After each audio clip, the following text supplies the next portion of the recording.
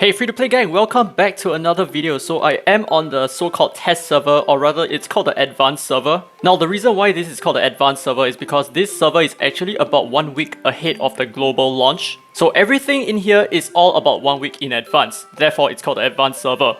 Now I'm sure a lot of you guys are very keen to know how to access the advanced server, so this video will cover that as well. But do take note that you are doing all of this at your own risk. So I am not advocating for this at all, I'm doing this at my own risk as well, but this is an actual server, okay? So it's called the Dislyte Origin Miracle. So you can go and search this on Google, Dislyte Origin Miracle APK. It's actually an XAPK file, I'll explain a little bit more later. And you can see the second link. I think this is the only one that seems a little bit less sketchy because the rest is like all different kinds of mods.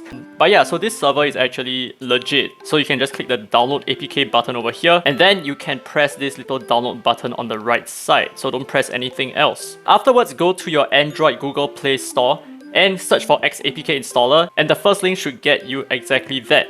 Now, once you have downloaded this, you can just go ahead and open it and click install XAPK files and automatically search for XAPK files. So now the difference between APK and XAPK is XAPK includes a lot of other stuff, right? Like all the graphics and all that. So it's generally a very, very big file. So as you can see over here, this Origin Miracle XAPK file is 707 megabytes. So it's really huge.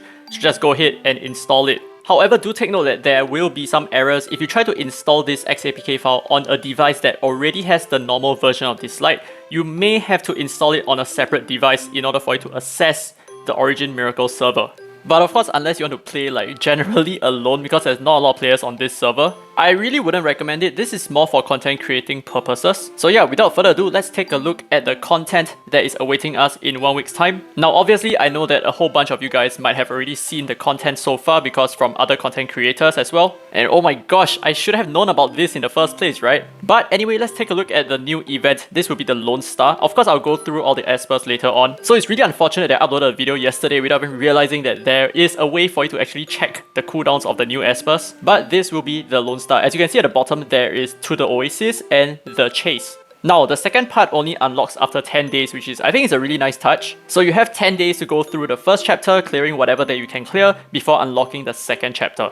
So the event is really clear-cut. It's obviously story-based, and you go from node to node to node, completing each of these sub-chapters and collecting some resources at the same time. So let's take a look at what are some of the resources that we can use. But before that, let's take a look at the missions. There will be daily tasks, and there will be one-time achievement clear rewards. So as you can see, there are two different kinds of resources here. One is the Oasis Crest, and the other is going to be the Ancient Coin. Now obviously, the Oasis Crests can only be obtained from the first chapter of the story, and the Ancient Coin comes from the second chapter. So as you can see here, there are some hunting objectives as well, and the Ancient Coins are generally not accessible. Right, so let's take a look at the shop. I think this is really awesome. Let's see what we can get. Now, the main thing that probably stands out the most is going to be Meredith. You can obtain her for 5,000 currency or the Oasis Crests. And of course, there are a lot of other goodies, right? Like there is gold records, there is shimmer records, although rather limited, right? But these rewards are generally really, really good. So obviously, I would highly recommend that you go for Meredith first. I am not exactly very sure if you can have enough currency for everything in the shop, but chances are, I think priority should go to Meredith. I think the rest of the rewards, while good, can easily be obtained. But of course, this is just my opinion. You can definitely summon for Meredith in the banner after the event is done. But then again, the odds of you pulling one specific epic is really, really low. And over at the Ancient Coin Shop, you can see that we can get the name card, you can get a legendary Abilimon as well, and a whole bunch of gold records, legendary Starrymon, epic Abilimon, a lot of good stuff over here, right? So this event is actually really generous, and it lasts for about, I think, about 20 over days, 24 days, maybe even like 3 or even 4 weeks. So there will be a lot of time for you to obtain all these rewards, but I would highly suggest that if you have not even started the game yet, definitely go and create an account right now and prepare for the event, because you want to take advantage of this event as much as you can. Now finally, we have the story episodes. You can progress through the story by doing the chapters. But yeah, that's basically it for this event. And I'm sure a lot of you guys want to see the new Mona skin, so this is her skin. In my opinion, she looks pretty good, although she looks very different, so she doesn't really have the same kind of vibe as before. Previously, she was more of like a cool girl aesthetic, and now she's suddenly an elven princess, or rather a moon goddess. So I guess Hengyue is no longer the moon goddess, but yeah, so as you can see, I'm going to give you a little bit of a comparison. This is what she normally looks like. And honestly, I think in my opinion, she looks even better with her normal skin, but this is just my opinion, okay? And her moon goddess skin just seems a little bit basic, I feel. I mean, honestly, if you didn't tell me that this is a skin, I would have thought that this is just a basic character. Like a very basic rare Esper. But to be honest, I cannot find anywhere that we can purchase the Moon Goddess, not even through paid currency or your own money. So I guess they will update us along the way. But without further ado, let's talk a bit about the new Espers. So obviously here is Ollie, right? Let's take a look at his skills again and let's go through really quickly what I feel about him. So if you haven't already checked out the video that I did yesterday, you can go ahead and check it. I'll put the link up at the top. Nothing really changes in my expectations of him. However, now that the results are out, let's see how I feel about him. So the skill 1 has an 80% chance to silence, which is okay. But here's his passive, which is I think the most important point for me. So it has a cooldown of 5 turns, which means that you're not going to be able to revive your allied Espers that frequently. Of course, there are ways around this, right? You can make him super fast, you can give him ocean waves, and you can make him really tanky so that he can proc his passive a couple of times, which I think is the right way to build him. I don't necessarily think that he needs to be built as a DPS just because he's a fighter. I feel like the longer that he stays alive, the better he will be. But don't get me wrong, this passive is really good. It is a solid passive. So like I said before, Taylor is going to be really good with him, Nama is going to be super good with him, and honestly I think he really excels in the holo battle when you only have 3 Espers to bring in, and his passive makes it feel like you have like 4 or even 5 Espers at play. Now let's take a look at his third skill, which I said I require a 3 turns cooldown. Unfortunately, he has a 4 turns cooldown over here, which is slightly longer than I expected. Now the reason why I say that I think he can be built very tanky and very speedy is you take a look at his third skill, right? It scales according to the portion of the target's max HP without any specified cap. So it can go really high, right? So it's not like Chalmers who has a cap of like based on his own attack power. So in my opinion, what I think is the right way to build him is to give him a lot of crit damage and a lot of HP and a lot of speed. And I think very little emphasis on his attack power. And of course we have to check out his leader buff, which completely threw me. This is an ally speed buff by 25%. Now of course this is crazy, right, because it's a universal speed buff, but do I necessarily feel like it's really that good? I would have to say okay, it's kind of nice with his kit, but in terms of general comparison, I feel like Tia is slightly better as a speed leader than him, because Tia actually has AP manipulation, and she's really good for cleaving, but I don't really think that Ollie is very good for cleaving. But let's take a look at Nicole, who will be the first 4-star Shimmer Esper for today's video. So I feel like she's still gonna be really good, right? Her cooldowns weren't really such a big deal to me in my opinion. Regardless, let's revisit her again and take a look at her cooldowns, and can I just say that she looks fantastic? Okay, but here is her first skill. This will be Spiral Strike. So this skill stuns with a 70% chance, which is not bad, considering that she's a Shimmer type and she's not gonna miss on any enemy. And it also scales off her own max HP, so the more tanky she gets, the more damage she does.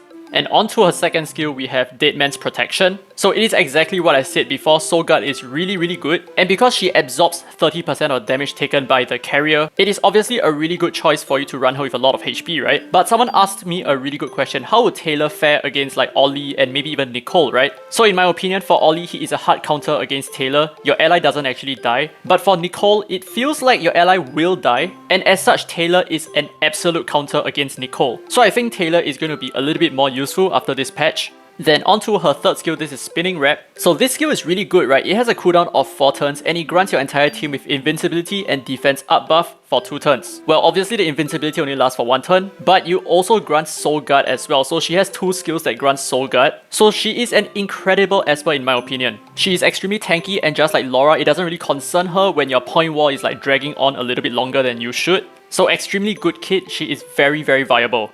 And I think she will be extremely broken on Ocean Waves. Just make her very tanky, very fast, and with Ocean Waves. And probably even Avatara, right, to counter stun. She's amazing. And to add, she also has a point war HP lead. So in my opinion, she is definitely an easy double S for me. A very good support.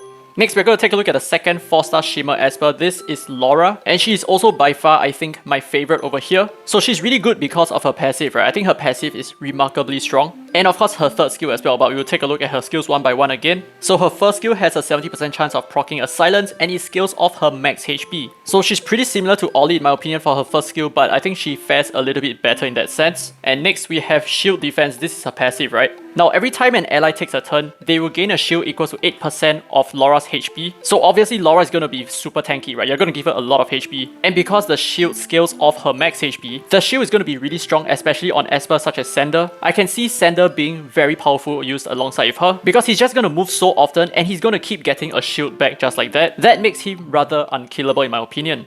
So I think with Laura, the meta is definitely going to shift towards speedy tanky teams. And of course, when your ally's shield pops, she has a 30% chance of counter-attacking. And this might actually make her really good with the Zeus Relic set, because you would have an additional 20% chance to stun the attacker.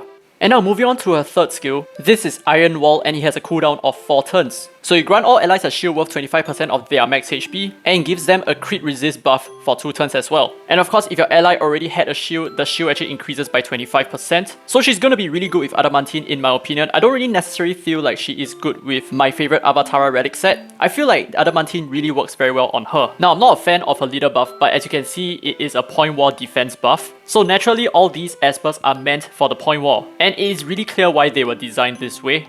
But let's move on to Meredith. So in my opinion, I feel like Meredith will be a great counter against these two Shimmer Espers. So this is also an additional reason why I feel like you should get Meredith as soon as you can, because you never know when you're gonna need her. So her first skill is really garbage, right? It's just a poison stack. And her second skill is kind of like a weaker version of Laura's third skill. So it's kind of like a single target heal support. But let's take a look at her third skill. So this is the Hand of Scylla, reduces the max HP of one enemy by 30%, and you cannot exceed 50% of your own max HP, which is I assume from this one skill. So you cast it a couple of times, you're going to reduce the max HP even further. And you recover all of your allies' HP by 25%. Also, if your allies have at least 80% HP, they will gain a speed buff. So that is quite useful. I think she will be quite decent for new players, for like clearing ritual content and that kind of stuff. And I know a lot of you guys have trouble beating the heights on the spatial tower. If that's the case, I think Meredith can be quite useful over there as well. And she also increases the allies' HP in Ritual and Sonic Miracles by 30%. Which is, in my opinion, not something that you use very often because you're probably going to be running Gabrielle anyway. But still really nice to have, and that's probably all that we can cover for today's video. Well, apart from the story review here as well, you can see that you can access some of the other stories, and of course you can find this in the Atlas. Now with that said, hope you guys enjoyed this video. Do let me know if you want to see more of such content, but for sure moving into the future I will be using this more as a reference point and not so much as like a free-to-play experience or anything like that. But anyway, hope you guys enjoyed the video. If you did, don't forget to leave a thumbs up, it really helps the channel, and subscribe for more Dislyte content. Now this has been Daddy Free to Play, and as always I will see you in the next video.